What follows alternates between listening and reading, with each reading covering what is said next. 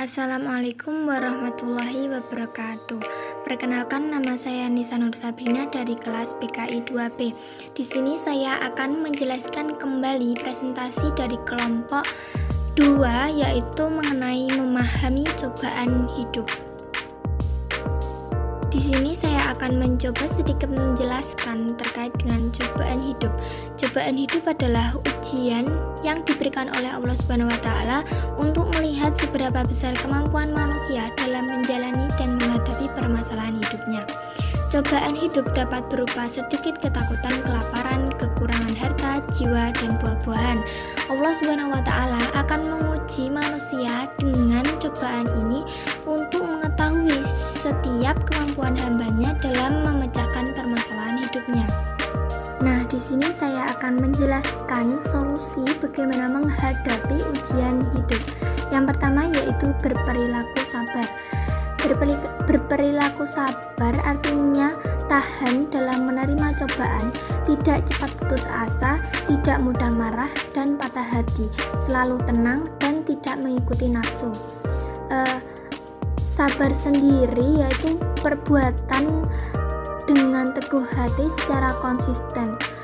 Al-Quran melukiskan bahwa setiap ujian dan cobaan yang diberikan Allah Subhanahu wa Ta'ala kepada manusia memerlukan adanya rasa sabar dalam hidupnya.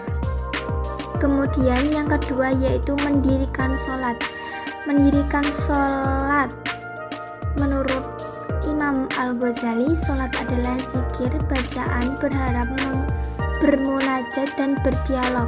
Semua makna ini tidak akan bisa tercapai kecuali dengan menghadirkan sepenuh hati yang dapat menghasilkan pemahaman, pengagungan, penghormatan, dan harapan kepada Allah Subhanahu wa Ta'ala. Maka semakin bertambah pengetahuan seseorang akan kesabaran Allah, maka akan semakin bertambah pula rasa takut kepadanya, dan pada akhirnya dapat menghadirkan rasa hati untuk menghadap kepadanya. Kemudian selanjutnya senantiasa untuk istiqomah. Istiqomah sendiri adalah suatu sikap yang menanamkan keteguhan dalam diri, berkenan dengan tauhid, dan secara konsisten selalu beramal soleh. Ia dapat pula dimaknai dengan konsisten lurus dalam berpegang pada prinsip keimanan. Dari istiqomah ini saya mendapatkan sedikit kata-kata, yaitu istiqomahlah dimanapun kamu berada.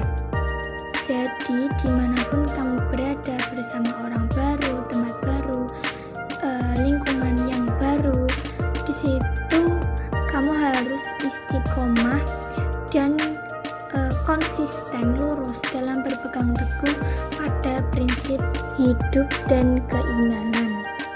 Kemudian yang keempat yaitu senantiasa bertakwa kepada Allah.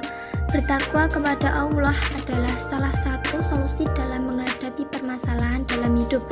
Dengan selalu bertakwa kepadanya, seseorang akan menyadari segalanya ada di tangan Allah Subhanahu wa Ta'ala, dan dari situ akan hilang rasa bimbang dan sedih yang melingkupi dirinya.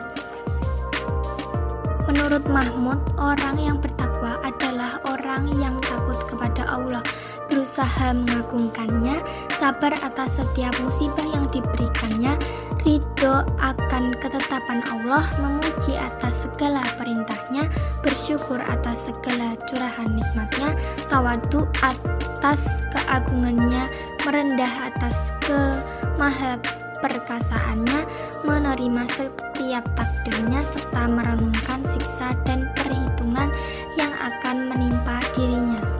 Kemudian hikmah dibalik dari cobaan hidup, yaitu yang pertama, diangkat derajatnya. Orang yang mampu bersabar, ikhlas, dan tetap beriman kepada Allah Subhanahu wa Ta'ala di tengah terpaan ujian, maka Allah akan mengangkat derajatnya ke tingkat yang lebih mulia. Yang kedua yaitu menghapus dosa. Dalam sebuah hadis disebutkan, yakni tidaklah menimpa seorang mukmin, rasa sakit yang terus-menerus, kepayahan, penyakit, dan juga kesedihan, bahkan sampai kesusahan yang menusahkannya, melainkan akan dihapuskan dengan dosa-dosanya. Yang ketiga adalah mendapatkan pahala. Ujian hidup yang diberikan oleh Allah SWT sejatinya merupakan caranya mempersiapkan manusia menerima kenikmatan yang jauh lebih besar. Semakin berat ujian yang dia alami, maka semakin besar pula nikmat yang akan diperoleh seseorang. Jadi bersabarlah dalam menghadapi ujian tersebut.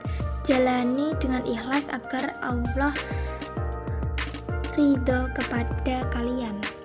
Yang terakhir yaitu mendapatkan petunjuk dari firman Allah sebagai berikut, yaitu dan kami pasti akan menguji kamu dengan sedikit ketakutan, kelaparan, kekurangan harta, jiwa, dan buah-buahan, dan sampaikanlah kabar gembira kepada orang-orang yang sabar, yaitu orang-orang yang apabila ditimpa musibah mereka berkata, innalillahi wa inna ilaihi rajiun. Sesungguhnya kami milik Allah dan kepadanya lah kami kembali. Mereka itulah yang memperoleh ampunan dan rahmat dari Tuhannya, dan mereka itulah orang-orang yang mendapatkan petunjuk. Quran Surat Al-Baqarah ayat 155-157. Mungkin sekian yang bisa saya sampaikan. Semoga bermanfaat. Terima kasih. Wassalamualaikum warahmatullahi wabarakatuh.